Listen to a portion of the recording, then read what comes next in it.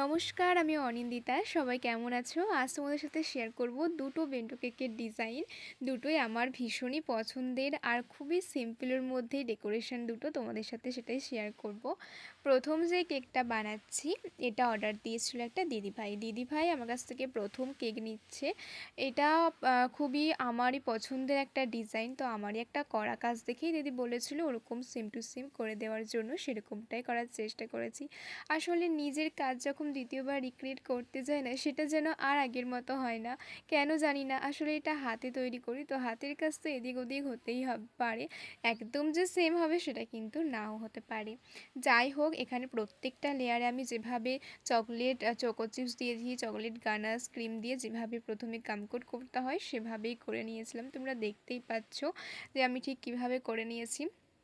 আর এই ডিজাইনটা প্রথমবার যখন করেছিলাম আমার ভীষণ পছন্দের ডিজাইনটা ছিল, আর সবারই ভীষণই পছন্দের হয়েছিল। তো এই কাজটা আমি এটা নিয়ে 3বার করেছি এই কাজটাই। তো আর একবার একটা দিদি অর্ডার দিয়েছিল, সেবার দিদিকে বলেছিলাম এই কাজটা করব না, একটা অন্য কাজ করে দেব। তো সেজন্য সেবার আর করিনি, তবে এই কাজটা আমার অলরেডি 3বার করা হয়ে গেছে। যাই হোক, তবে তোমাদের ডিজাইনটা কেমন লাগবে সেটা অবশ্যই আমাকে কিন্তু কমেন্টে জানিও। তবে আমার ভীষণই পছন্দের, আর দিদি খুব সুন্দর রিভিউ দিয়েছিল। আর ডেকোরেশন তো কোনো কথাই নেই, ডেকোরেশনটাও দিদির খুবই পছন্দ হয়েছিল। আর এদিকে দেখতে দেখতে দেখো আমার কেকটা প্রায় কমপ্লিটের দিকে, শুধু একটু হার্ট শেপ করে দিতে বলেছিল, কারণ প্রিয় মানুষের জন্য কেক নিলে এরকম কেকগুলোই কিন্তু ভীষণ ভালো হয়। আর যেহেতু যদি 2-3 জন মিলে সেই কেকটা যদি সেলিব্রেট করা হয়, তাহলে এই বেন্টো কেকগুলো ভীষণই ভালো 2-3 জন সেলিব্রেট করার ক্ষেত্রে। যাই হোক, এই ছিল কেকটার ফাইনাল লুক। তোমাদের কেমন লাগছে অবশ্যই আমাকে কমেন্টে জানিও। আর একটা কেক শেয়ার করব তোমাদের সাথে। তো এই বেন্টো কেকটা ছিল আমারও খুবই পছন্দের। তবে আমাকে যদি কেউ বলে তোমার কোন কেকগুলো সব থেকে বেশি পছন্দের, আমি তো বলবো এই বেন্টো কেকগুলো।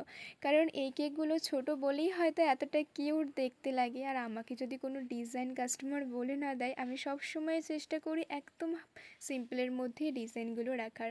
কারণ এই বেন্টো কেকগুলো না একটু সিম্পলের মধ্যে আমার বেশি ভালো লাগে, খুব একটা ডিজাইন ভালো লাগে না। তবে আমাকে কোনো কাস্টমার যখন ডিজাইন বলে দেয় না, আমি সবসময় সিম্পলের মধ্যেই ডেকোরেশন রাখি। তো এই কেকটা যিনি অর্ডার দিয়েছিল দিদি ছিল আমার রিপিট কাস্টমার, তো আমাকেও তেমন কিছু ডিজাইন বলে দেয়নি, একদম সিম্পলের মধ্যেই রাখতে বলেছিল। তো সেজন্য আমি আমার মন মতো একদম সিম্পলের মধ্যেই ডেকোরেশনটা রেখেছিলাম। সম্ভবত এই কেকটার ফ্লেভার ছিল বাটারস্কচ ফ্লেভারই। দিদিও ভীষণ সুন্দর রিভিউ দিয়েছে।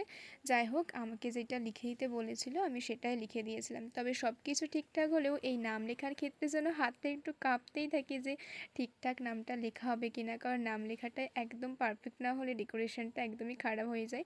যাই হোক, মোটামুটি আমি লিখে দিয়েছি, খুব একটা ভালো হয়নি। তবে ওপর থেকে একটু সুগার বল অ্যাড করেছিলাম যাতে দেখতে ভীষণই ভালো লাগে। এই ছিল কেকটার ফাইনাল লুক। কেমন লাগছে অবশ্যই জানি। আজকের মতো তাহলে এতটা।